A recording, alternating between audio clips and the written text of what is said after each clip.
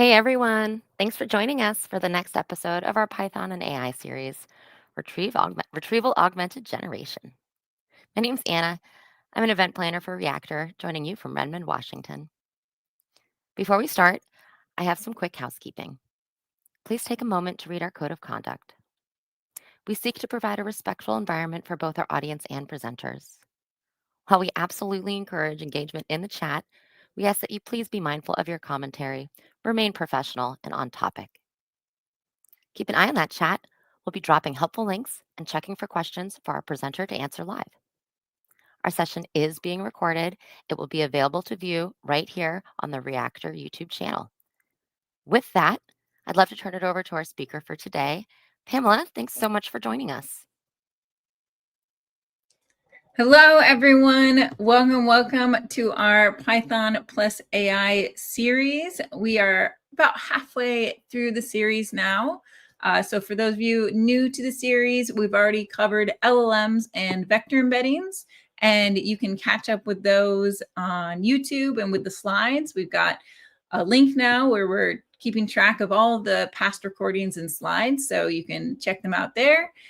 And today we're covering RAG, and we'll have 3 more coming up after this. So if you haven't registered yet for the series, please register, because then you'll get emailed with all the videos, all the resources, and you don't have to worry about missing anything. So today we're going to be talking about Retrieval Augmented Generation. If you've seen any of my streams before, you know I do talk about RAG quite a bit. But basically what I spend most of my time on is actually on RAG, helping developers build RAG on Azure. So it is one of my favorite topics, but I'm excited to be talking about it today for this series. So I'm Pamela. I'm a Python cloud advocate, and I spend a lot of time trying to help Python developers be successful on Azure. So we're going to be talking about RAG and what it is and how we can do simple RAG, how we can do more advanced RAG. We'll also show a demonstration of RAG on Postgres, RAG on AI Search, and more links for how you can build RAG. Now, if you want to follow along with the live examples, we have this repository here, GitHub, Pamela Fox, Python OpenAI demos.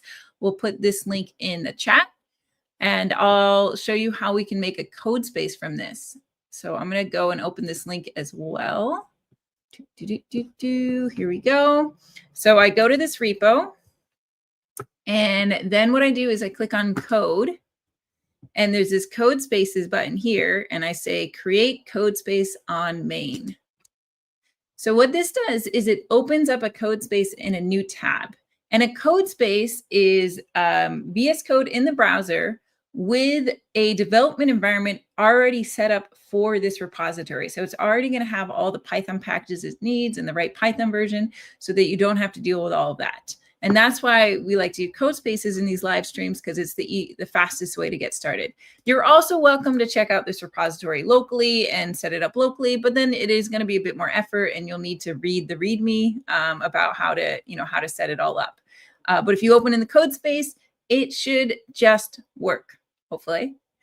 So here you can see that mine opened up, and I can see the README here, and I can see lots of examples on the side. And today we're going to be looking at the RAG examples. All right.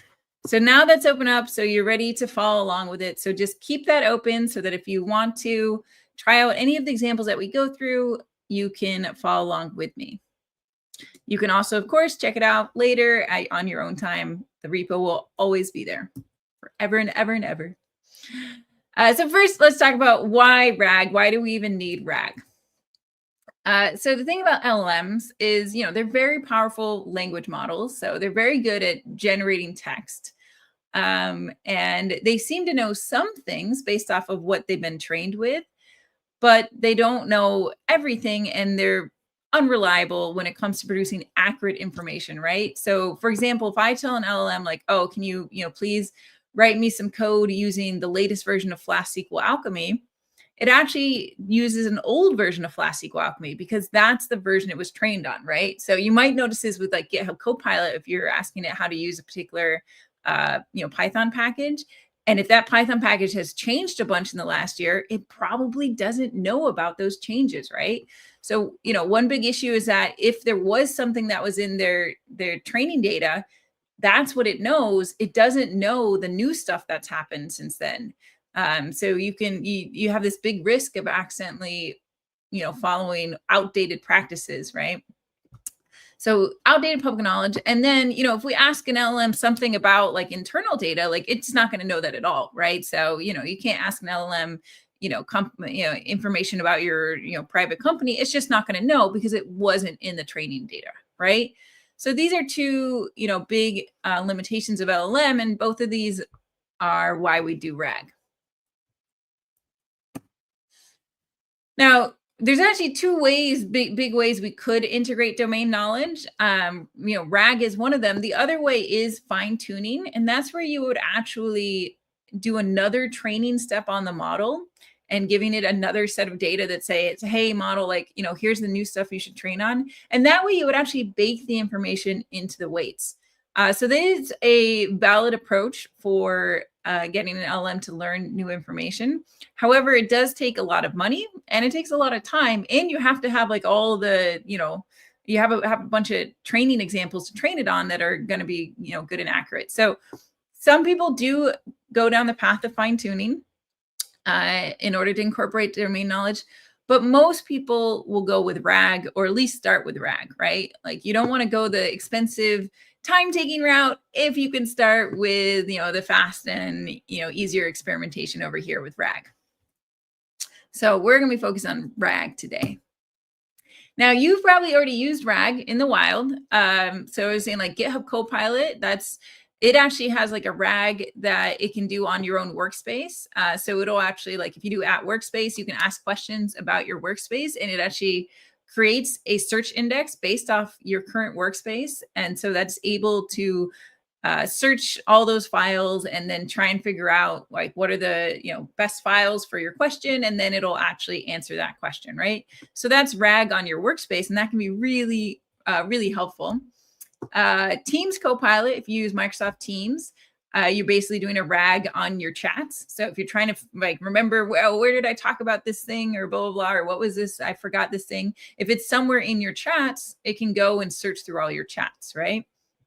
And then Bing Copilot, if you go to bing.com, they do have a Copilot, and that Copilot is basically doing a RAG on the entire web. So that's if you're trying, if you don't want to sift through search results and you just want an answer like this, then you can, ask the Bing Copilot and it'll RAG the web. So as you can see, RAG is really, really helpful, and it's super necessary for so many use cases for LLMs today. And that's why we spend so much time talking about it. So now we're going to actually implement RAG. So we'll start with a simple example, go through the flow of what a simple RAG would look like, right? So we start off and the user asks the question, how fast is the Prius 5? And then we search some database that has information about the Prius 5 and, maybe other like electric cars or other cars, right? And then we get back a bunch of results and, everything that matches the query, right? So we get some Prius 5, we get some other Prius, right? We get all this information that might be helpful. And then we send both the user's question and the results to the LLM and say, hey, answer the user's question according to these sources, stick to the sources, don't use anything else. And then we can get an answer from the LLM. So that's the simplest RAG. So that's what we're going to code first. So going back to the repo here, let me make this bigger. So I'm going to open up rag underscore CSV.py. So this one, rag underscore CSV.py. And so what you can see at the top here is that this is set up so that you can try this example with either Azure, OpenAI, Ollama, or GitHub models. So if you're in the code space, you're going to be using GitHub models. You get a free, if you haven't seen GitHub models before, I want to make sure everybody knows about this because they are models that you can freely use, and you can use them for up to a certain rate limit each day. right? And I actually haven't managed to go over my rate limit yet, surprisingly, because I use them a lot, especially for this series. So it's a bunch of models. We've got like 3 pages of models here, embedding models, LLMs, and we can do a lot with these. So these are great to use when you're experimenting, prototyping, learning, and that's what we're using today. So we're using GitHub models, and that should just work in the code space if you open it up in the code space. Okay, so that sets up our OpenAI client. So here we're using the OpenAI package, and we're using the OpenAI constructor from it. And we can use these GitHub models up to a certain extent. So there is, we can go to the documentation. Let's make sure we let me put these in the chat so you all can play around here. And you can check out the rate limits here. If you're curious about what the rate limits are, the rate limits do actually depend on the model. Some of them have lower and higher rate limits. So one trick that you can do that my colleague recommends is that start with the cheaper, like the ones that have higher rate limits, and while you're experimenting, and then move to the ones that have lower rate limits when you want really like higher quality. But yeah, there are different rate limits for them. So there are limits there. You can run this locally with Ollama if you've got Ollama set up. I've got Ollama up here, and that you could set up to work with an Ollama server that's running. So various free options here, right? These are the 2 free options, or there's OpenAI.com, which costs money, and Azure OpenAI, which costs money. Okay, so we've got that set up. And so the first thing that we need to do is make some sort of search index, because we need something to search. So for this example, I'm using something called Lunar.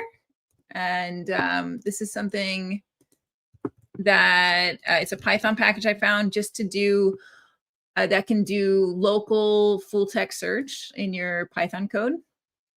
And, it works pretty well for at least this simple example. So I'm using the Lunar package, and I read in a CSV. So I have this CSV here. And it's, this is a pretty short amount of data. This is just an example, right? But I read in that whole CSV, I add them all to the Lunar search index, and now I've got an index, right? So the first step is to make an index of some kind, something that we can search. So that's what I've done. Now I have a search index, okay? Then the user asks a question, right? So here I have the user question just in the code. How fast is the Prius 5? Then we use that user question to search the index. So I search it, and I get back the matching rows.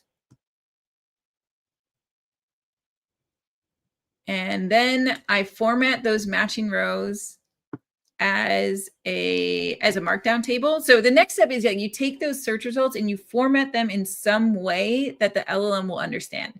So LLMs understand text, they understand markdown, they understand HTML, they understand JSON. So those are all ways that you could format the results for the LLM to understand. So in this case, I decided to make a markdown table because it's coming from a CSV, so a markdown table works pretty well for representing this data. But you could use various ways of formatting. So then we just print it out, and now we have a system message, and this says you are a helpful assistant that answers questions about cars based off a data set. So we're telling it what what sort of data it has. And it says you must use the data set to answer the question. So this is really important for RAG because you want it to stick to the sources, and then you should not provide any info that's not in the provided sources, right? We can add something like, if you do not know the answer, say, I don't know, right? You have to really encourage an LLM to admit it doesn't know, because LLMs really want to be helpful. They really want to provide that answer because they've kind of been trained to provide answers. So we really have to tell it to say that it doesn't know. Okay, so then we go ahead and send that system message to the LLM, and then we send the user question and the sources. So that is our simple RAG flow. Let's try running this now. Okay, all right, so we can see that it found these results. So these are the ones that it found, and then it This is how I formatted it as a markdown table. And then this is the response from the model on GitHub model. So it says the Prius 5 has an acceleration time of 9.51 seconds. So that matches what it found in the table. So it was able to read this table and get the results. And then it tells me that that represents the time it takes to go from 0 to 60 miles per hour. So what we can see here is there's a mix of information that it knows from its training, right? It understands how to report acceleration. Like if you actually asked me this question, I wouldn't be able to answer because I don't understand cars at all. But the LLM understands that acceleration is measured in seconds, and that's the time it takes to go from 0 to 60 miles per hour. So it actually did use a combination of kind of the common knowledge in its weights and the information specifically from this table. And so this is a good answer here. And yeah, I see a question, how is an index different from a database table? So the difference is just that this is in memory, and it can work up to a certain amount of data once, but it's only in memory, right? So if with a database is persistent. So a database would be like storing this stuff. This index would be stored, in persistent data storage, and so that the index was always there, always getting updated when we added new data, and we wouldn't have to worry about the index going away, right? So we could have a web app that would query that database. The database would be, persistently storing data. Today, for these examples, we're doing it all in memory using in-memory search mechanisms. But at the end, we'll talk about ways of using like a Postgres database or Azure AI Search, which is what you want to do for production.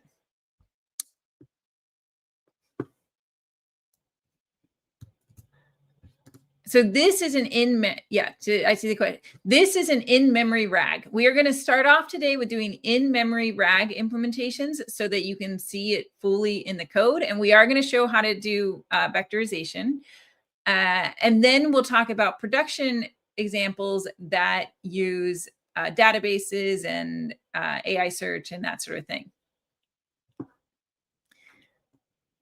All right, so this was our simple in-memory RAG flow.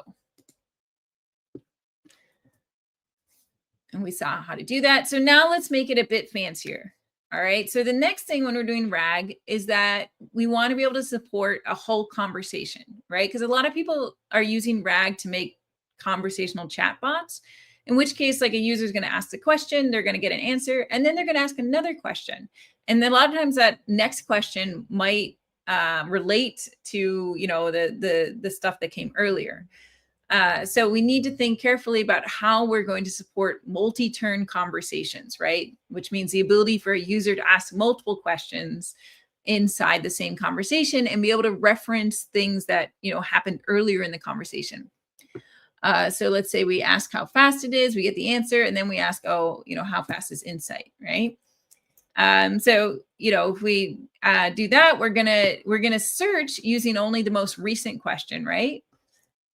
We're going to get back the results, and then we'll send the user question, the results, and the whole previous conversation to the LLM so that the LLM can answer the question. So we want the LLM to be able to see the full history so it can see any context, but to only see the search results for this question. So let's see how we would code that up. So I'm going to open up rag multiturn.py. All right, so we have all the setup stuff. Okay, we set up the index. And this time I put my search inside a function just to be able to format my code nicer. So we have the search function, which takes the query, it searches the index, it formats the results as a markdown table, and then returns that markdown table. So that's the same code we had before. It's just inside a function now. And here we've got our system message, and now we've got a list of messages, right? Because now we're keeping track of the messages over time. So we're going to be adding to this list of messages. So we start off with the system message, and then we have a while loop. And the while loop is going to be, asking the user for a question, searching with the question, sending that question with the most recent results to the LLM, and then getting back the LLM's response, adding the LLM's response to the messages, and printing that out, right? So we can theoretically have an infinitely long conversation here. So let's go ahead and run this one.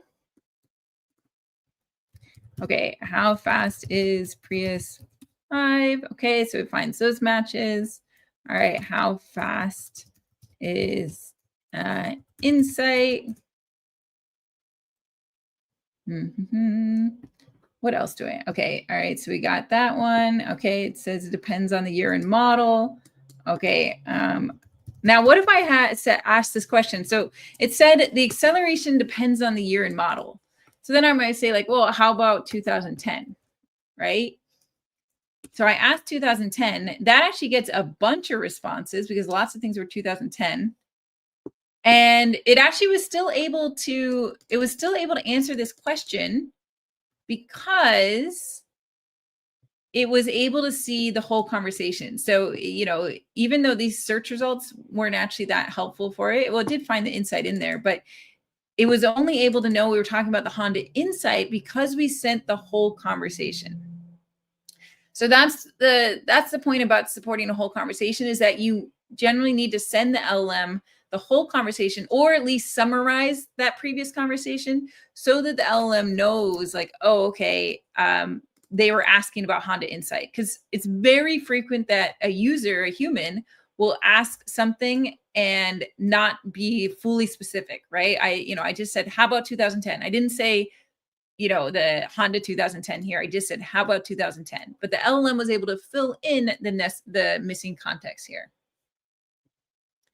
Yeah, and so we are including everything in this messages list, right? So if you look at this messages list, we've got the system prompt, we got the user's question and sources, we got the system's response, and then we just keep appending. So we have we have everything in that message history.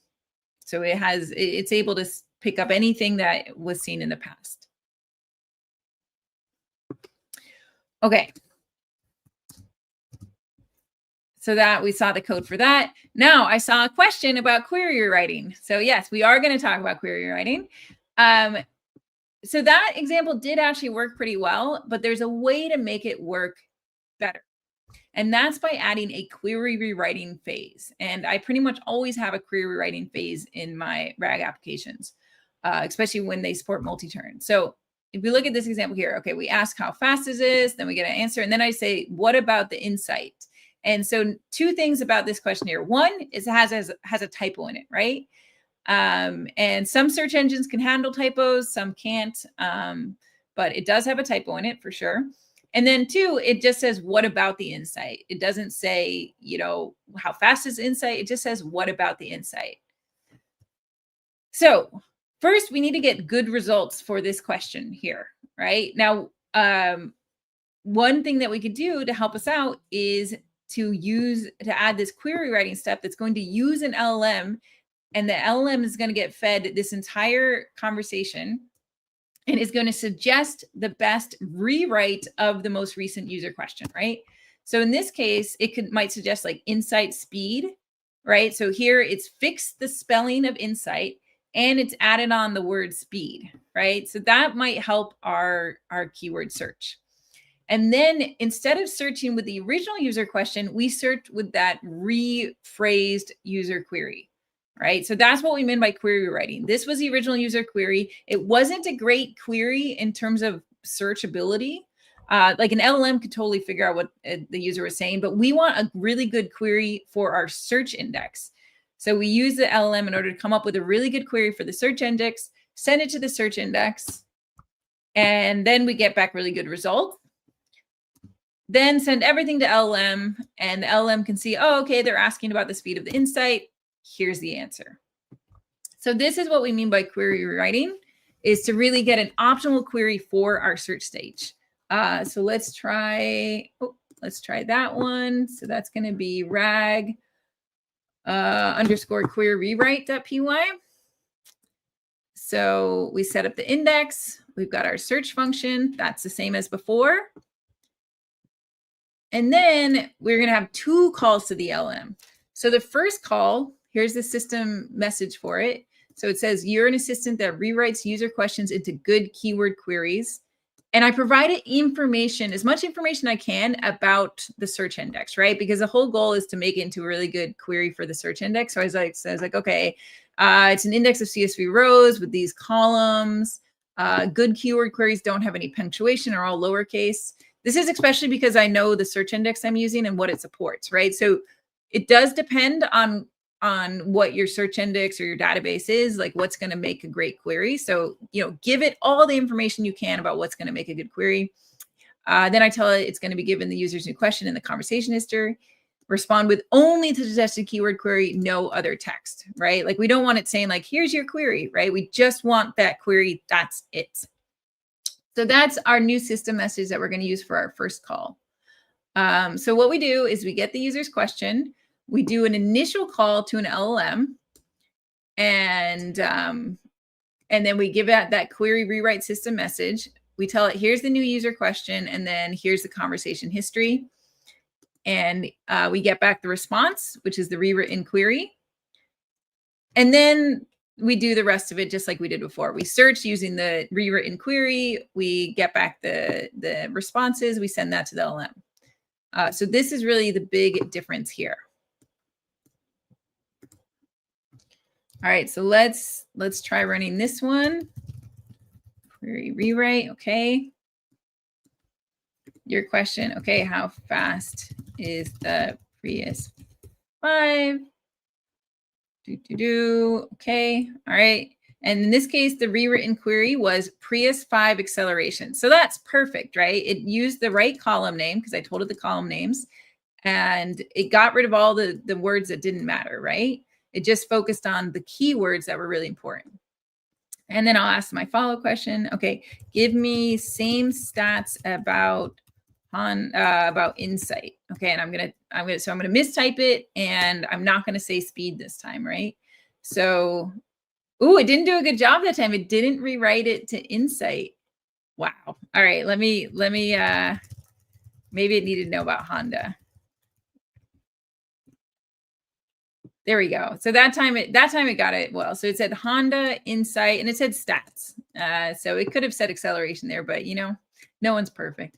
So it did retype it correctly, and so that time we got Insight back, and then it gave me all the same stats, right? So we got the acceleration and the MPG.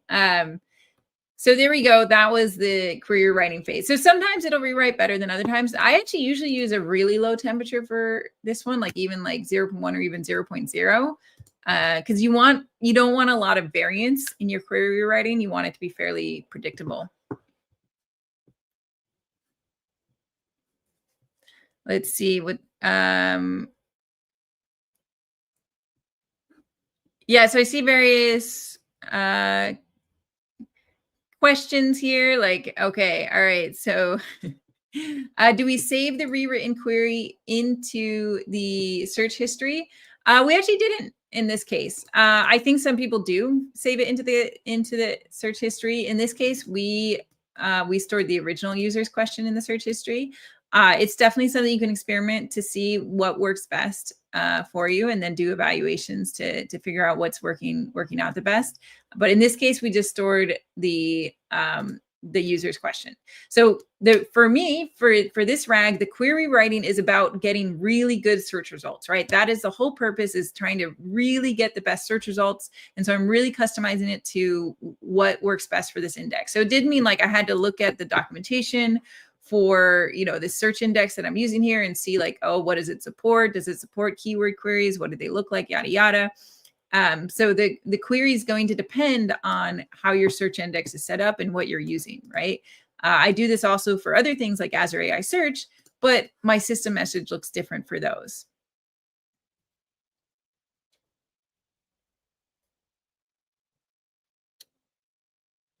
Oh, someone's saying that 00 gets interpreted as 0.2. Interesting. I thought in the docs, okay, we'll do a really tiny fraction instead.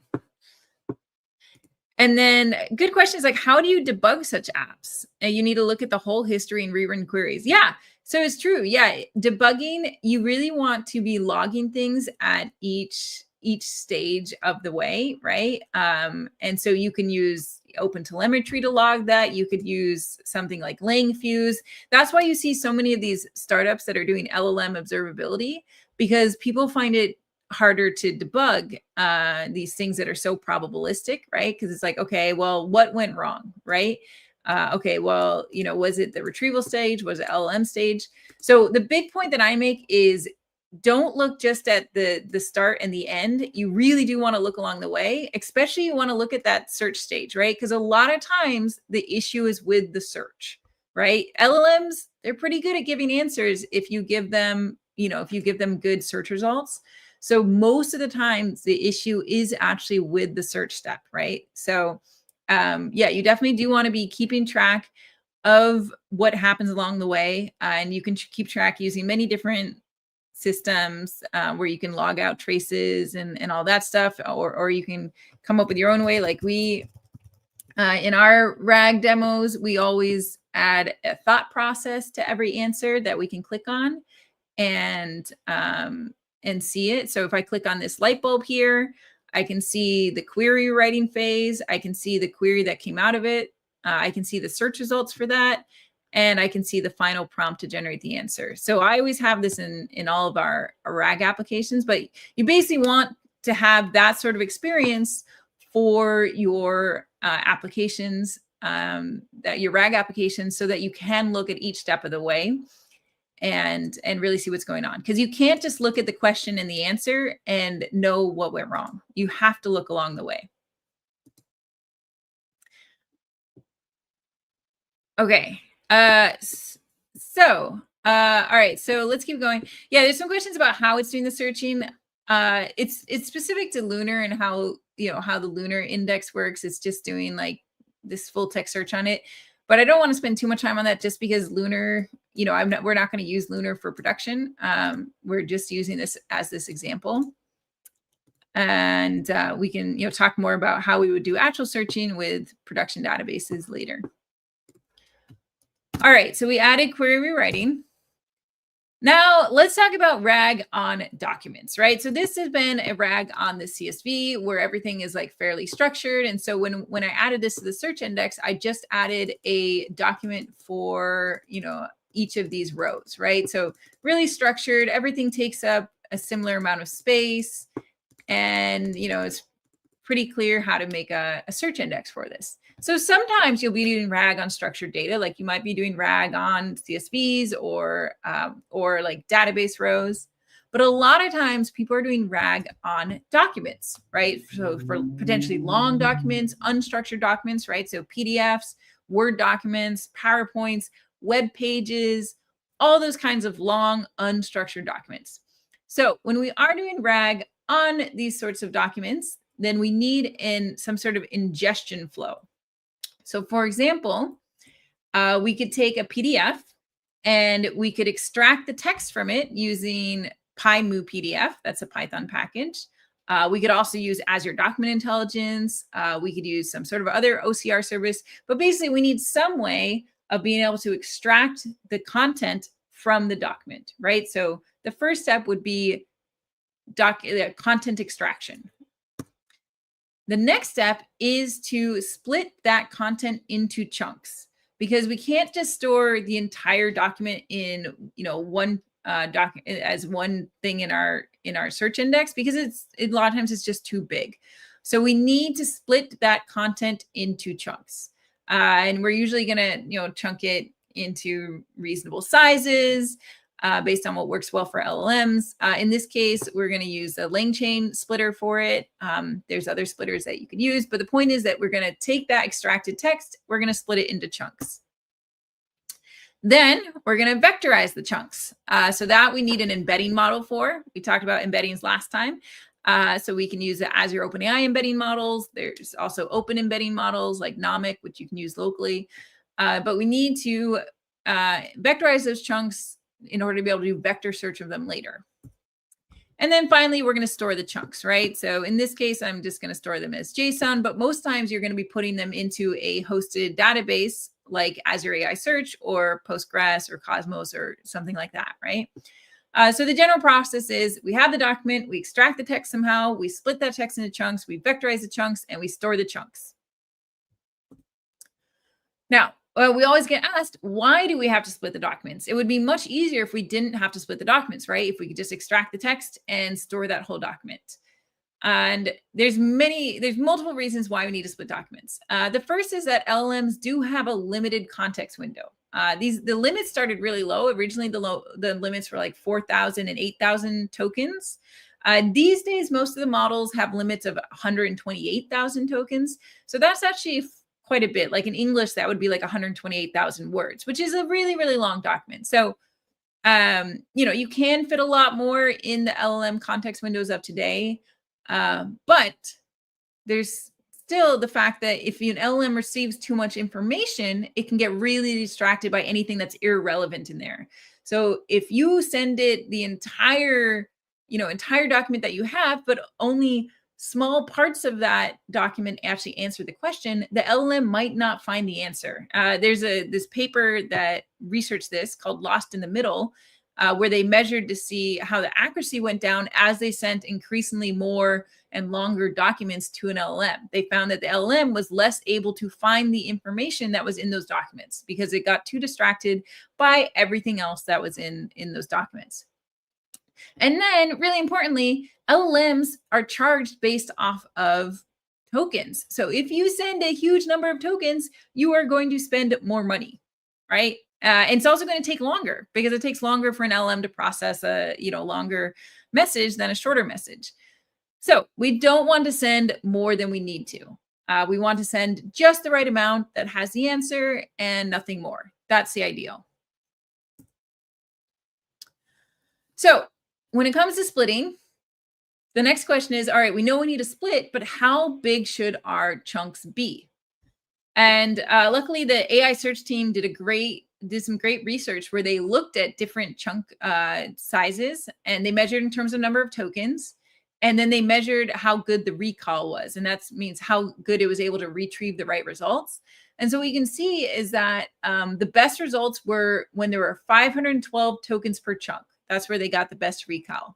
So that's what I generally recommend is around 500 tokens. So in English, that's around 500 words.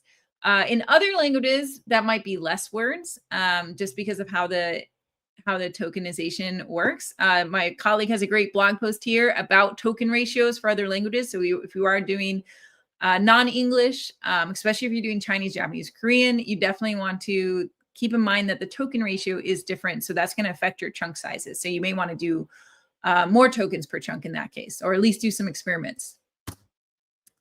Now, the next question is, okay, we know we want about 500 tokens, but where do we split those chunks, right? And I know they tried various things, like just breaking as soon as you saw the 500th token, or preserving sentence boundaries, and then overlapping the chunks. And that's actually where they got the best results, is if each of the chunks overlapped with the other ones.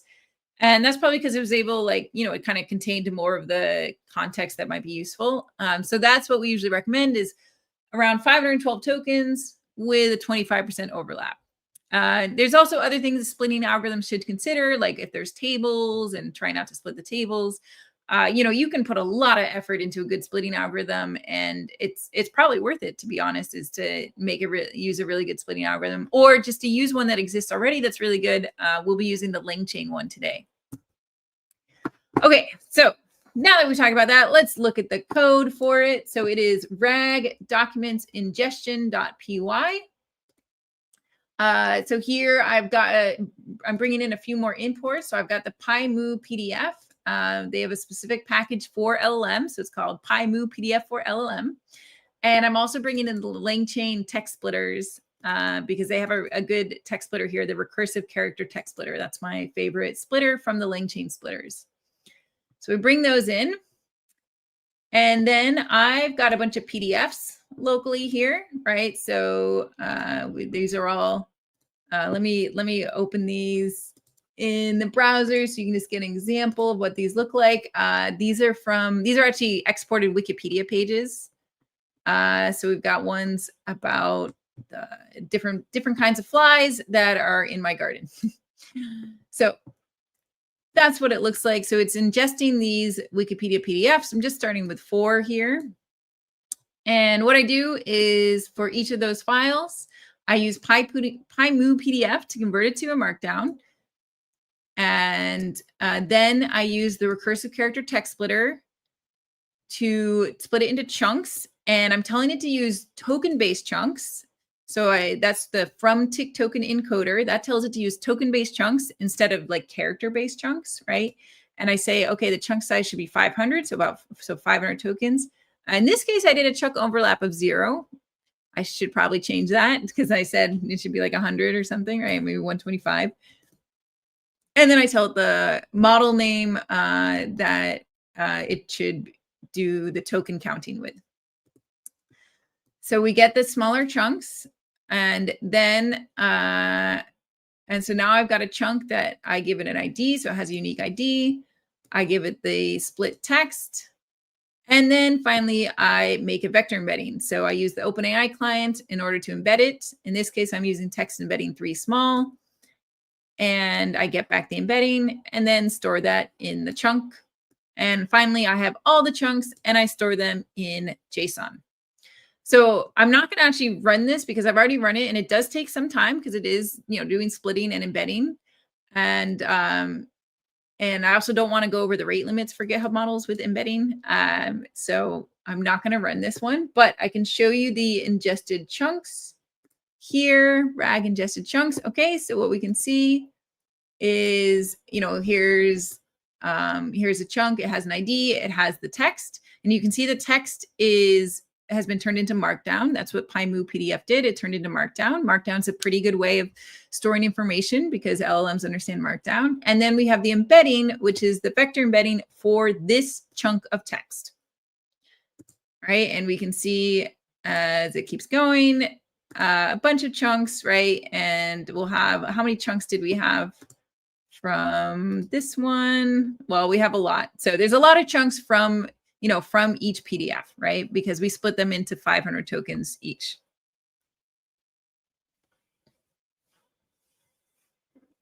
There's a question about why am I using recursive character text splitter over the markdown splitter? I haven't looked specifically into the markdown splitter to see what it supports. I would want it to support, I'm trying to use things that are best practices in terms of supporting non-English languages because, we have developers using this for all sorts of languages. So I would need to see whether markdown splitter also supported the doing token-based chunking. I thought that the only one that did it was the recursive splitter. Because the problem is if you do it with character based, then as soon as somebody tries this with, a Chinese document, then they get like really different results and it doesn't work well. So that's why I'm using this one, is just because of the ability to token-based chunking. If the markdown one also has token-based chunking, then I would use that as well. And also, yeah, if I knew I was just doing English, then that could probably be a good fit. So totally depends on your use case, on your domain, on your language, like figuring out what works best. I tend to use the things that I know that'll work the best across many different scenarios and many different languages, but that doesn't mean they're the best for your particular scenario. So totally could be the case that markdown splitter would actually be the better fit here. Great question.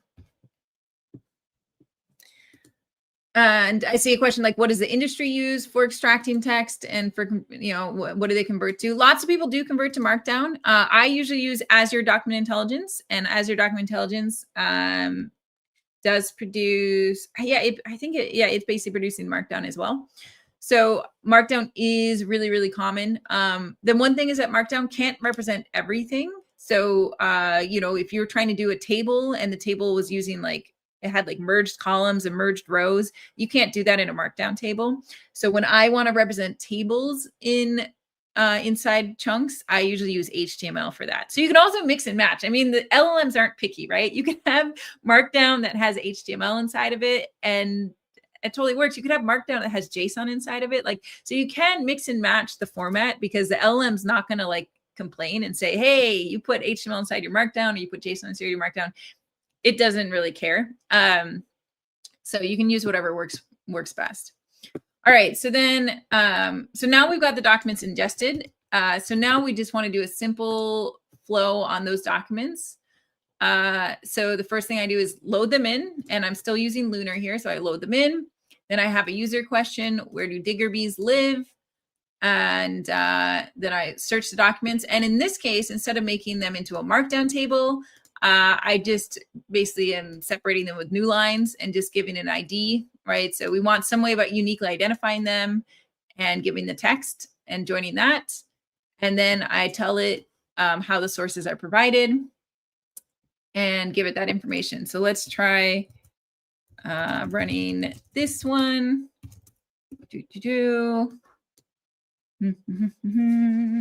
Okay, it says retrieve 98 matched documents, sending the first 5, response from G240. So digger bees are native to North America, and you can see it cited the source here.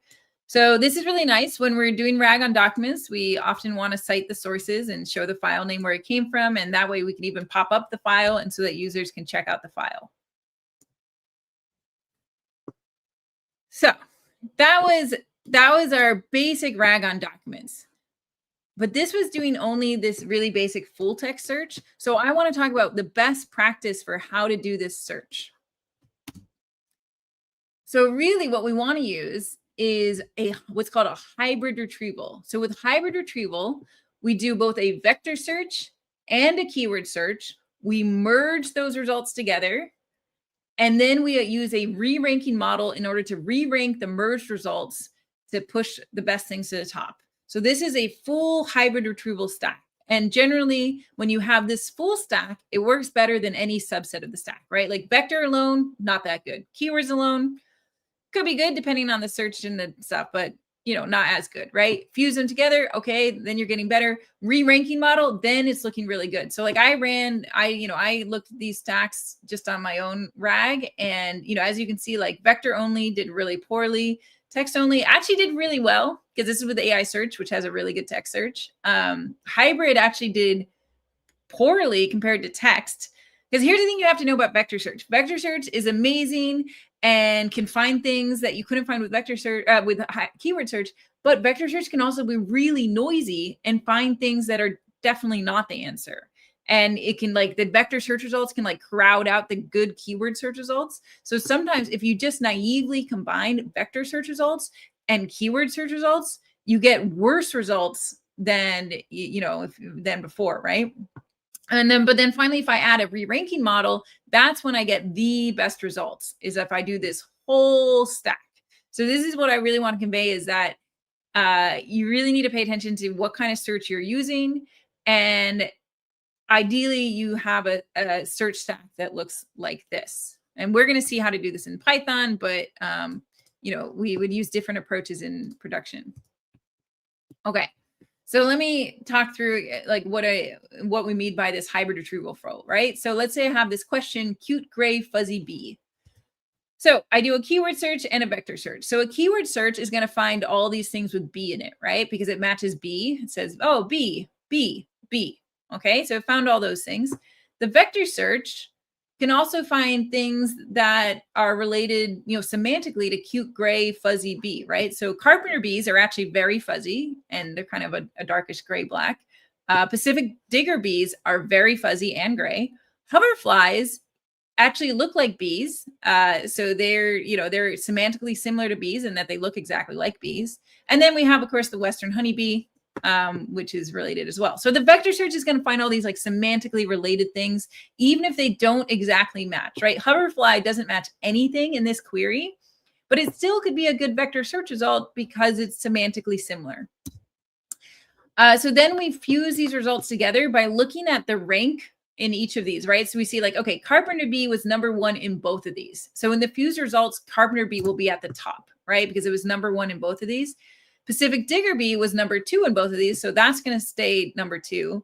Western honeybee showed up in both these results, so it's actually going to become number 3. And then hoverfly was only in one of these, and it was number 3, so it's going to be number 4. So that's what Fusion does, is it looks at the relative ranks across each of them, and it looks to see if it showed up in both of them, and then it merges based off those ranks.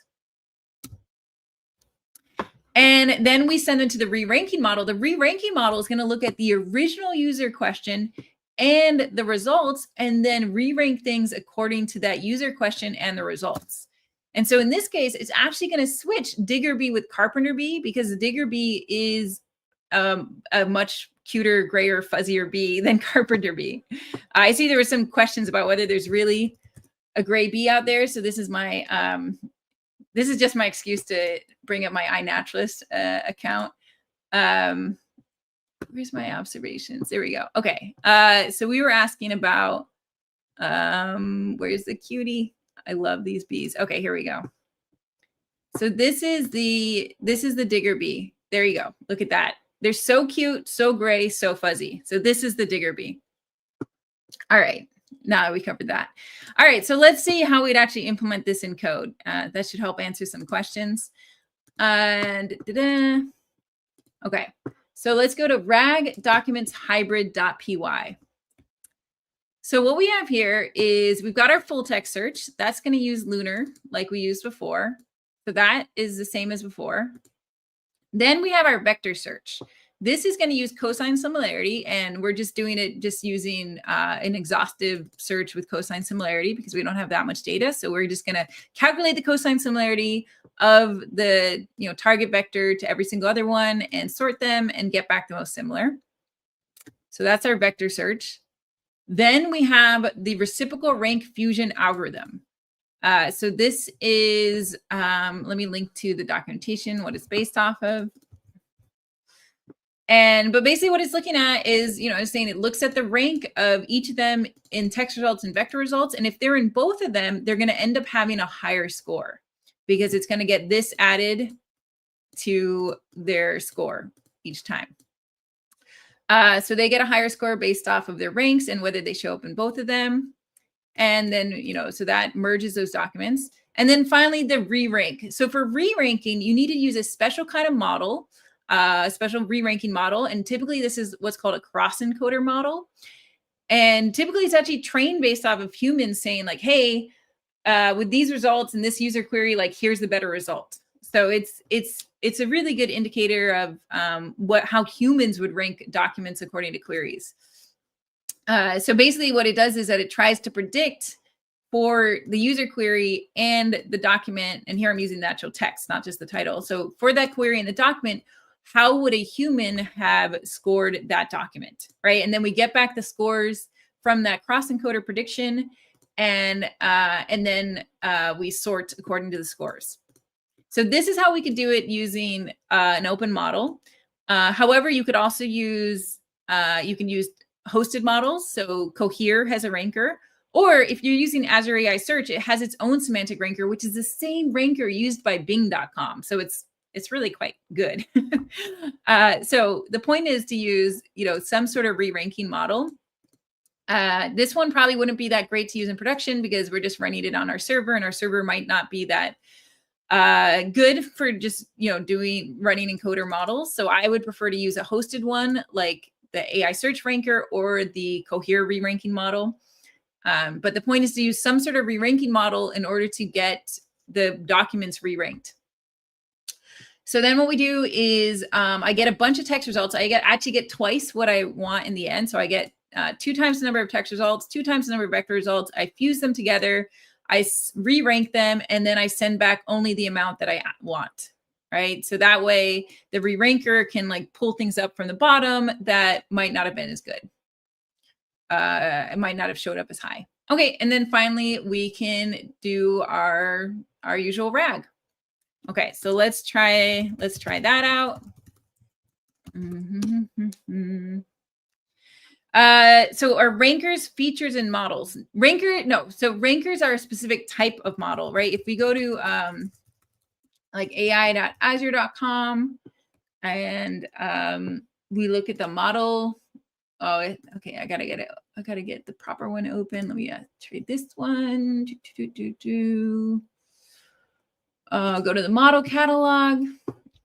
And then I'm just going to search for rank. I think this will find it. No, search for re-rank. We need better search on this one. There we go. So these are re-ranker models. It is a specific kind of model that's a cross-encoder model. It's trained a certain way. So it's trained very different from an LLM. It is a smaller model, a smaller machine learning model. So that's good. So it's generally pretty fast. It's going to be a lot faster than an LLM. But it is a specific kind of model. So here, these are ones that you could, use in a hosted way. Or with Azure AI Search, they've got their own model that they run on the servers that they can run when you're using semantic ranker on your Azure AI Search thing. All right, so then we asked the question and it got all the documents and it was able to answer this correctly, that it's the digger bee, also known as the pallid bee. Not a good name, but there you go. So that's it. So that's the hybrid. That's the full hybrid flow. And that's why I always recommend people using in order to get the best results. And the way you do it is going to depend on what database you're using and what sort of service you have access to. But the important thing is to consider this whole flow and how you can implement it. All right. So as you've seen, we could do RAG on structured data. We could do RAG on documents. RAG on documents is trickier because we need a bigger ingestion process that's going to do splitting and extracting and all that. And, and for both of them, we need a good way of searching. Okay, so I only have 5 minutes left, but we'll show a couple examples of production RAG, right? So all the examples we just showed, the goal of those was to show you how RAG worked, but that's not necessarily the RAG you'd want to do in production, because in production, you're going to use like a persistent database and, have like better performance and all that stuff. So we'll look at a couple production examples of RAG templates that you could use. So first is RAG on Postgres. The general idea of doing RAG on a Postgres database is that we are going to execute a SQL query, a select statement, get back the matching rows, and then send those to the LLM. So we have a full template here that implements simple RAG and advanced RAG and can be deployed on Azure and has a front end, has a back end, has all the features that you'd want, hopefully, a lot of the features that you'd want out of a RAG, and can be, put into production with, if you go through a, productionizing process with it. And, it's a big repo here. So we're posting the links in the chat, and you can also check out the actual, I'll do a quick demo of it. So we've got the demo deployed here, right? So we can ask like, okay, do you have any, this is a RAG on a outdoor products database. So this is designed to be like for like user facing RAGs, like consumer facing RAGs. So we can see the answer streaming in here. And it says, oh, I've got 2 climbing gear options and the references are the rows. And we look at the thought process. We can see that the search results in this case are actually rows from a database. So that's RAG on Postgres.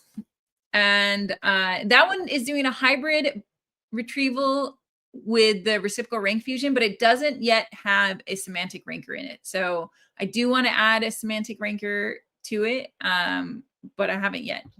So feel free to send a pull request for that. But, basically we have the user ask the question, we do the query rewriting, we search the database, we get back the results and send it to the LM and get back the answer. We've got a front end, we've got a back end. The back end is written with Fast API, which is a very cool framework for writing API-centric Python backends. And this is an overview of the main files that you can look at in the repo to get a feel for how it's doing the different parts of the RAG. Okay. And now let's talk about RAG on Azure AI Search. So basically with Azure AI Search, we're going to have a question. We're going to use that to search the search index and get back a response. You can actually see we have a notebook here. Oh, is it? Okay, that's not going to open. Okay, well, our production version of this is a repo that I talk about a lot. I've got a whole video series about this repo because it's a very popular repo. That does it on AI search. So that's the one I actually even showed earlier when I asked the product manager question, right? And so it's got multiple ingestion flows. It's got lots of optional features, huge community around it. So this is the best option if you want to do RAG on documents with Azure. And this one uses document. Here, let's look at the flow. So we have the query writing flow, just like we did with the other one, but then we search and get back the chunks and get the answers. For our data ingestion, we upload to blob storage, we extract text using document intelligence, we split using our own custom splitting function, we vectorize with OpenAI, and then we store in Azure AI Search. So this is a bit more of a production level ingestion. Once again, it's got a React front end and a Python backend. This time the backend is written with Quart, which is the asynchronous version of Flask, and is also another great framework that you use in Python for your AI app backends. And this is, once again, an overview of the main code that you could look at to get a feel for how this RAG repo is built. All right. With 0 minutes left, I've been told it's okay if we go a bit over, but I imagine you all have places to go as well. We can talk about a few other ways to build RAG applications, right? As you can see, there's different components of a RAG app, right? So there's the ingestion, especially for ingesting documents. We need some way of ingesting those documents. And so we've seen PyMu-PDF, we've seen Azure Document Intelligence. You could also be using Beautiful Soup if you're parsing web pages, right? So you want some sort of way of ingesting the documents. Then you have the retriever, which is what database or search engine you're using, right? So you might be using AI Search, Azure Cosmos DB, Postgres, Quadrant, Pinecone, Weaviate. The important thing there is to make sure you have a really good retrieval, right? So ideally it supports full hybrid search with that whole stack.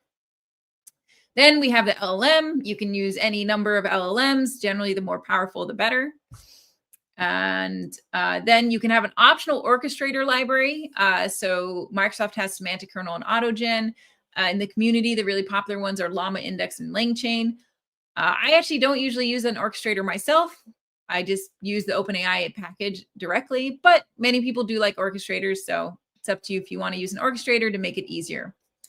And then there's many other types of features you might want to add, like chat history, feedback buttons, text-to-speech, user login, file upload, data access control, all sorts of things you could put in a RAG application. So we have a couple other templates that you can check out as well. We have one that builds on top of Azure AI Foundry, and that's the Contoso chat repo. So we'll put that in the chat. We've got one that's with Llama Index, and this one uses actually an in-memory retriever by default, but you can change that to a different retriever. We've got a bunch of notebooks for Cosmos DB, so no full, well, we do actually, John Aziz has a full Cosmos MongoDB app with LangChain, but we also have all these notebooks here that show you how to do RAG with Cosmos DB with the NoSQL flavor. So these are for Cosmos DB NoSQL. And here's a couple other RAG approaches you might consider. So these are like different architectures for RAG, different ways of going about RAG that can help you answer different kinds of questions and work for different domains. One of these is Graph RAG. Graph RAG actually builds a knowledge graph of your of the information in your database, like it says, here's the entities, here's all the topics, right? And connects them all. And so it's better at being able to answer like higher level questions, or what we call like a multi-hop question, where you want to answer questions across multiple parts of your knowledge base and synthesize those together. It does take a lot more money and time to set up in order to make that knowledge graph. But it is definitely worth looking into if it might work well for your use case. Another project is Raft, which is combining RAG and fine tuning, right? We talked about fine tuning earlier versus RAG. So one interesting thing, this is research from Berkeley, is the ability to combine them into this approach called Raft, where we do it together. And we've got a nice sample repo that shows how you could actually do that fine tuning with Azure. And generally, you might want to think about agentic RAG. And there's, agentic RAG means many things. We are going to have an agents hackathon coming up in April, where we're going to talk. We have multiple talks about agentic RAG. So definitely sign up for that agents hackathon to find out more about agentic RAG. You can also watch this video from Llama Index. We have also given lots of talks about RAG on this channel. So we have a bunch of previous talks about RAG. As you saw, we went long today because I always have too much to say about RAG. Sorry. And if you want to really go deep into RAG, we had RAG Hack early in the summer. We had 25 streams about building RAG. I just did the RAG deep dive series where I had 11 streams just going into that AI search repo. So you can get really in depth in those. RAG time is going on right now. My video with Mike is actually coming out tomorrow, where we're going into talking about vector compression with AI search. So check that out. And then I also have a video on the VS Code channel where I built RAG from scratch using GitHub models in Python. So we have lots of RAG resources for you, especially if you like videos. And let's talk about next steps. Please do come to our upcoming streams. The next one will be in English, will be vision models. If you speak Spanish, Gwyn will be doing RAG in Spanish later today. But otherwise for English, come on 2 days for vision models, which is a fun topic. If you have additional questions that I didn't answer, because I know there's a lot of questions I didn't get to, I do have office hours every Thursday in Discord. So come join the Discord and come to the office hours and ask questions there. Sign up for the Agents Hackathon if you haven't signed up for that yet. That's in April. There's going to be like 30 streams for that one. So many streams. You can get more Python and AI resources from this kind of newsletter link here. And you can register for the series and you can catch up with the previous recording. So lots of potential next steps here.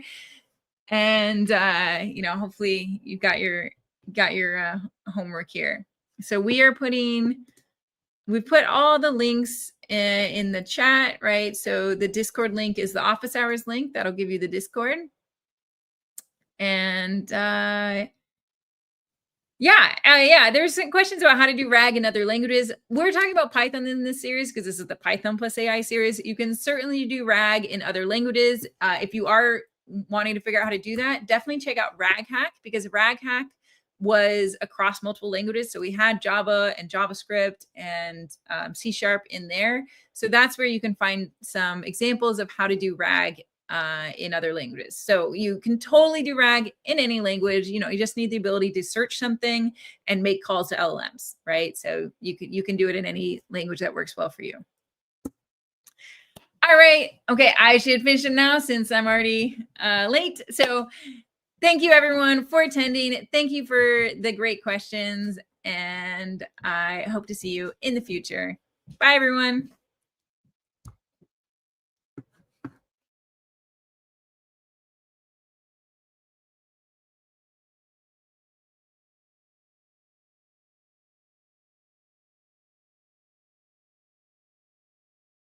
Thank you all for joining, and thank you to our speakers. This session is a part of a series.